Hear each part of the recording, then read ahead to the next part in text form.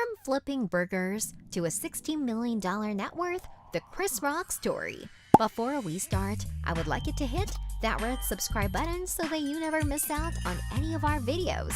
Saturday Night Live an early success in the movies. After getting the breakthrough of a lifetime with one of stand-up comedy's original kings, Chris Rock was marked for success at the start of 1990 and through to 1993. Chris became a cast member of the famous comedy sketches that made other comedians like Jim Carrey and Adam Sandler legends in their field. Saturday Night Live, or SNL. It was during his time at SNL that he created a lifelong bond with other dynamic comedians Adam Sandler, Chris Farley, Rob Schneider, and David Spade, a union which became known as the Bad Boys of SNL. They formed such a tight bond that they often starred together in films such as in Grown Ups. With his fame rising on SNL, it wasn't long before the vivacious comedian was offered another movie role in 1991's New Jack City, starring Wesley Snipes, Ice-T, Alan Payne, and Mario Peebles. The film remained a classic drug kingpin movie and portrayed Chris as a crack addict turned informant, Pookie. Despite being praised years later for the legendary acting of its cast, New Jack City grossed $47.6 million worldwide. The 1990s turned out to be a busy year for Chris as more movies landed in his lap, showcasing him as the lead character. After New Jack City, he starred again with Eddie Murphy in Boomerang in 1992. In 1993, after being let go from SNL, he co-wrote his own comedy film named CB4 on a budget of $6 million, which then grossed roughly $18 million. Although Chris and the late Charlie Murphy starred in the film, there were also cameos by Ice-T, Ice Cube, Halle Berry, Thomas Davidson, and Shaquille O'Neal. Then, he starred with his longtime comedy pal, Chris Farley, in Beverly Hills Ninja in 1997, which grossed $31.5 million. By the following year, he hit the jackpot with his role as Detective Lee Butters in Lethal Weapon 4 in 1998 alongside Mel Gibson, Danny Glover, Jet Li, and Joe Pesci, grossing over $285 million at the box office.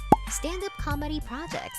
In addition to movies, the comedy Bad Boy also made waves with his appearance on HBO comedy specials such as Big Ass Jokes in 1994 and Bring the Pain in 1996, for which he earned 2 Emmy Awards, solidifying himself as one of the comedy's greatest. He reprised his appearance on HBO in 1999 with Bigger and Blacker and Never Scarred in 2004, being dubbed the funniest man in America by Time and Entertainment Weekly. HBO also featured The Chris Rock Show from 1997 to 2000, where Rock's fame skyrocketed as he interviewed politicians and celebrities. Fast forward to 2016, when Netflix announced that Rock would be releasing 2 new stand-up specials, each priced at $20 million per session. The first special hit on the Netflix screens in 2018, titled Chris Rock Tambourine, marked his first stand-up concert in 10 years. Continued success in the 2000s. Chris Rock expanded his movie horizon even more in the 2000s and beyond with a list of career-building films, beginning with Down to Earth in 2001, which Rock wrote himself. The comedy grossed $71.2 million and featured actors such as John Cho, Eugene Levy, Wanda Sykes, and Regina King. Shortly after, in 2003, he directed and starred in Head of State, which barely broke even against a $35 million budget, and again in 2007 with I Think I Love My Wife, which grossed $13.2 million at the box office and starred Kerry Washington, Gina Torres, and Steve Buscemi. He would also take on a lead role in Bad Company beside Anthony Hopkins in 2002, grossing $66 million worldwide. Around the same time, he was featured in The Longest Yard in 2005, opposite his partner in comedy, Adam Sandler.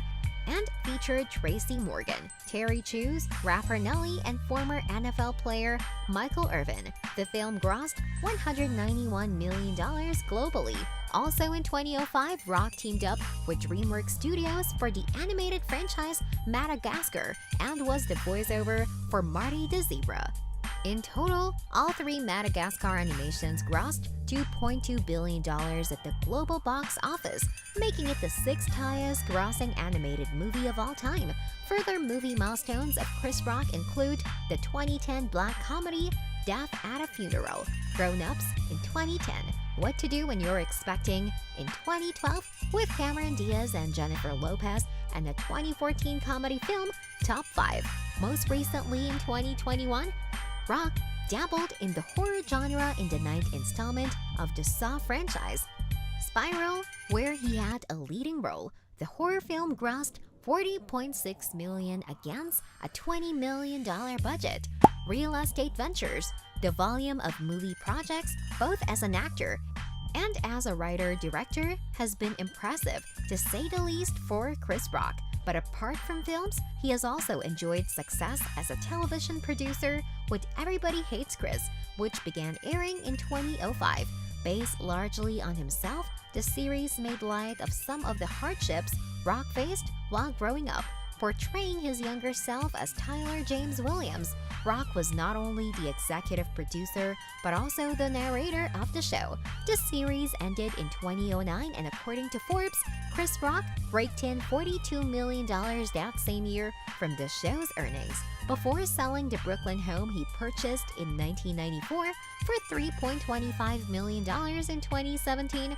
Rock rented out the property for $8,000 per month before moving to Alpine, New Jersey, with his ex-wife, Malak Compton Rock. This brings us to the end of our video. I hope you enjoyed it. Hit like if you did, and don't forget to subscribe to our channel so that you don't miss any of our videos in the future. Also, watch the 2 videos that are on your screen because I'm sure you love them. With that, I'll see you in the next video.